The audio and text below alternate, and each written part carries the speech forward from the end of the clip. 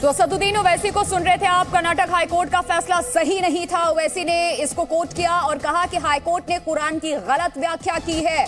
ये बड़ी खबर इस वक्त। देखिए, आज असदुद्दीन ओवैसी का इस पूरे मामले को लेकर के बयान सामने आया हिजाब विवाद के बीच में, और हिजाब को बेवजह का मुद्दा बनाया गया। ओवैसी ने ये कहा कि ये बेवजह का मुद्दा बना करके सबके सामने लाया गया है, और कर्नाटक हाईकोर्ट की तरफ से जो फैसला लिया गया है, कुरान की गलत व्याख्या की गई है हाईकोर्ट की तरफ से, ये भी कहा है असदुद्दीन ओवैसी ने। हिजाब विवाद पर असदुद्दीन ओवैसी का ये बड़ा बयान सामने आया। सीधे तौर पे देखिए, बीजेपी पर भी उन्होंने निशाना साधा है कि बेवजह इसको मुद्दा कर्नाटक में बना दिया गया, और देश भर में इस तरीके से लगातार आवाज उठने लगी थी हिजाब विवाद को लेकर के। और अब इस पूरे मामले को लेकर, चूंकि पूरा मामला सुप्रीम कोर्ट में, सुप्रीम कोर्ट की तरफ से आज इस पूरे मामले को लेकर फैसला आना था, लेकिन दोनों जजों की तरफ से अलग अलग राय यहां पर रखी गई सामने, जिसके बाद अब आगे इस पूरे मामले को हाई बेंच को दिया जाएगा। ये अपने घर की छत पर ही फल और सब्जियां उगाते हैं, महीने का 40 से 50 हजार कमाते भी हैं। इनसे सीखना है तो फ्रीडम ऐप को अभी डाउनलोड करो।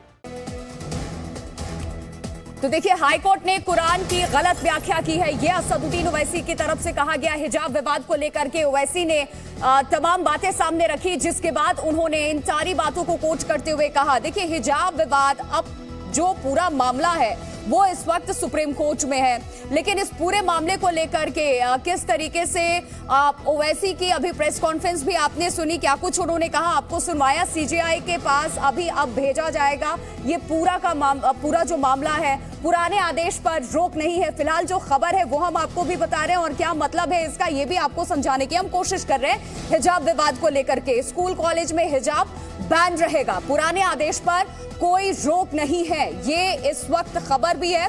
और अगर आज जो ये मामला सामने आया, सुनवाई के दरमियान ये सारी बातें जो सामने रखी गई है, जो फैसला अभी तक लिया गया है, जो पुराना फैसला था हाईकोर्ट का, कर्नाटक हाईकोर्ट का, उसको लेकर के जो आदेश दिया गया था हिजाब को लेकर के, बैन को लेकर के, वो अभी उस पर रोक नहीं है। ये बड़ी खबर है। और स्कूल कॉलेज में हिजाब बैन रहेगा फिलहाल, जब तक कि ये पूरा मामला सुप्रीम कोर्ट की तरफ से, देखिए, इस पे कोई फाइनल जजमेंट नहीं आ जाता। ओवैसी ने क्या कुछ कहा है इस पूरे मामले पर, क्या रिएक्शन सामने आया है, वो आपको सुनवाते हैं।